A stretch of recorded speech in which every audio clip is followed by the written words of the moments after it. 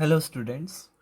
Today we are going to do question number 2, the first part of this exercise 3.6, chapter 3, class 10, pair of linear equation in two variable. Formulate the following problems as a pair of equations and hence find their solution. Problem को equation में convert करना है, उसका solution निकालना है. Ritu can row downstream 20 km in 2 hours and upstream 4 km in 2 hours. Find her speed of rowing in still water and the speed of the current. So, river is there. This is river. मान लेते हैं कोई एक river बना लेते हैं. अब रितु क्या कर रही है? रो कर रही है downstream 20 kilometre in 2 hours. Downstream जा रही है, इधर की साइड गई. डाउनस्ट्रीम इधर मान लेते हैं, अपस्ट्रीम इधर मान लेते हैं. अब क्या करना है? 20 किलोमीटर जा रही है 2 आवर्स में और अपस्ट्रीम में जाएगी 4 किलोमीटर 2 आवर्स में. अपस्ट्रीम और डाउनस्ट्रीम में क्या डिफरेंस है कि अपस्ट्रीम में क्या हुआ, हमको करंट की डायरेक्शन से, जो हमको अपस्ट्रीम में करंट की डायरेक्शन से ओपोजिट चलना है और डाउनस्ट्रीम में हमें करंट के साथ साथ चलना है. मतलब वाटर जैसे बह रहा है उसके साथ चलना है. पानी के बहाव के साथ चलेंगे तो डाउनस्ट्रीम, और पानी के बहाव के विपरीत चलेंगे, ऑपोजिट चलेंगे तो क्या कहलाएगा? अपस्ट्रीम कहलाएगा. इस कारण से देखो 2 आवर्स में से 4 किलोमीटर ही चल पा रही है और यहाँ पर डाउनस्ट्रीम में नदी के साथ साथ चल रही है तो 20 किलोमीटर 2 आवर्स में जा रही है. तो 2 आवर्स में 20 किलोमीटर ट्रैवल कर लिया और यहाँ पे 2 आवर्स में से 4 किलोमीटर ट्रैवल किया. तो find the speed of rowing in still water. अब रोइंग करना है, आपको नाव चलानी है तो रोइंग की स्पीड बतानी है उसकी, और करंट की स्पीड मतलब पानी किस तेजी से बह रहा है उसकी भी स्पीड निकालनी है. तो 2 things we need to find out. So let's start. Let the speed of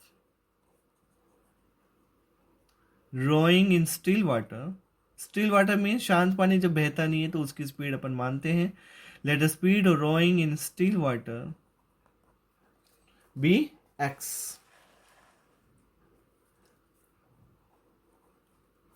be x kilometer per hour and the speed of current means पानी की जो बहाव है उसका speed, and the speed of current is y kilometer per hour. Now see carefully. When going downstream, जब हम downstream जाएंगे पानी के बहाव के साथ जा रहे हैं, when going downstream speed will be, what will be the speed? The speed will be x plus y. Why x plus y? क्योंकि आप पानी के साथ जा रहे हैं तो पानी की स्पीड आपकी स्पीड में मिल गई. मतलब आपकी स्पीड थी कुछ x थी और पानी की स्पीड थी y, तो आप पानी के साथ साथ चल रहे हैं, पानी रिवर की डायरेक्शन के साथ चल रहे हैं, जहाँ रिवर फ्लो हो रही उससे उसके साथ चल रहे हैं तो आपकी स्पीड प्लस हो जाएगी. एंड व्हेन गोइंग अपस्ट्रीम, जब आप अपस्ट्रीम जाएंगे, व्हेन गोइंग अपस्ट्रीम तो आपकी स्पीड डिक्रीज हो जाएगी क्योंकि you have to face the water current को आपको फेस करना पड़ेगा. तो आपकी स्पीड है x और y आपकी क्या हो गई, जो वाटर की करंट की स्पीड है उसको आपको फेस करना पड़ेगा. अगर अपोजिट डायरेक्शन जाएंगे तो x minus y. Now after this let's read the question. Ritu can row downstream 20 kilometre in 2 hours. तो अब डाउनस्ट्रीम कितना जा रही है? 20 किलोमीटर 2 आवर्स में. तो let's find out. Speed equals to, we know the formula, time equals to distance upon speed. So case 1, let's take case 1. First case, when going downstream, जब वो डाउनस्ट्रीम जाएगी, time equals to distance upon speed.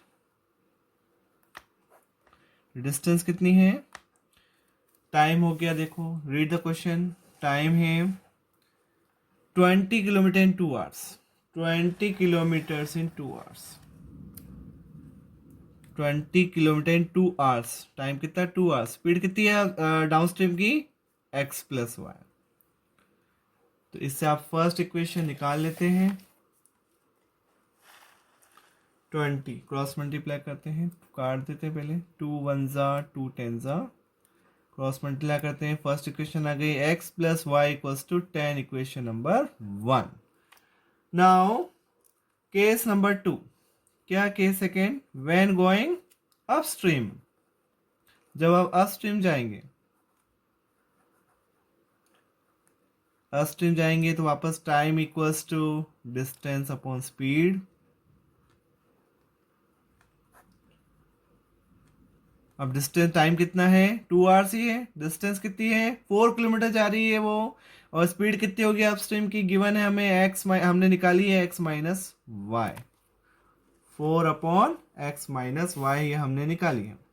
Now इसको cross multiply करके इसकी value निकाल लेते हैं, means 2 1 जा 2 2 जा, यानी x माइनस वाई आ गया हमारे पास 2, ये आ गई इक्वेशन नंबर 2। नाउ हम दोनों इक्वेशन को सॉल्व कर लेते हैं, let's solve both the equation and let's find out the value of x and y each. तो let's solve here only, we solve, यही सॉल्व कर लेते हैं। First equation once again I am writing x plus y equals to 10, ये first equation है। Second equation है x minus y equals to 2, y के coefficient same है, cut कर देते हैं, एक प्लस एक माइनस है, 2x equals to 12, x equals to 12 by 2 means 6, therefore x की वैल्यू आ गई हमारी 6, और y निकाल लीजिए इसी से, put the value of x in any of the equation में रख के y निकालते हैं, तो फर्स्ट में रख देते हैं 6 plus y equals to 10, so y की वैल्यू आ गई 10 माइनस 6, यानी y आ गया 4 किलोमीटर पर आवर, स्पीड आ गई 6 किलोमीटर पर आवर और 4 किलोमीटर पर आवर। तो therefore what is the speed of rowing still water, this is the speed of rowing still water, 6 kilometre per hour की speed से वो रो कर रही है, मतलब पानी में नाव चला रही है, और 4 किलोमीटर पर आवर की स्पीड से वाटर का करंट है, करंट की स्पीड है जो रिवर की स्पीड है, जो डायरेक्शन फ्लो हो रही है उसकी स्पीड कितनी है 4 किलोमीटर पर आवर आ रही है। इस कारण से क्या होगा, अगर आप पानी के डायरेक्शन के साथ चलेंगे तो 6 प्लस 4 10 हो जाएगी, आपकी स्पीड बढ़ जाएगी, और आपको अगर पानी के डायरेक्शन के ऑपोजिट चलेंगे तो 6 माइनस 4 2 किलोमीटर हो जाएगी, आपकी स्पीड कितनी कम हो जाएगी। तो नेचुरली वो 4 किलोमीटर इसलिए जा रही थी 2 आवर्स में, और 20 किलोमीटर जा रही थी 2 आवर्स में डाउन स्ट्रीम में, इसी कारण से जा रही थी, क्योंकि आप अगर नदी के साथ साथ चलेंगे, डायरेक्शन चलेंगे, तो आपको स्पीड क्या हो जाएगी, आपकी बढ़ जाएगी। So I hope children you understood the question. Thank you so much for watching the video.